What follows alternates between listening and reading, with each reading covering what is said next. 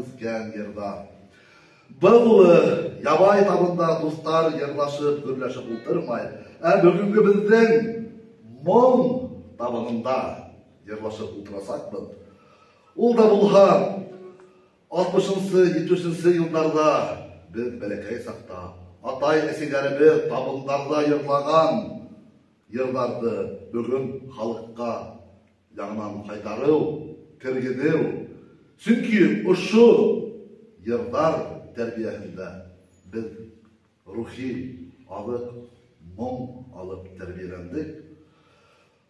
Бұл ердардың ешерге хақы бар. Çünkü ол ерларлық һәм тыңларлық халқым бар.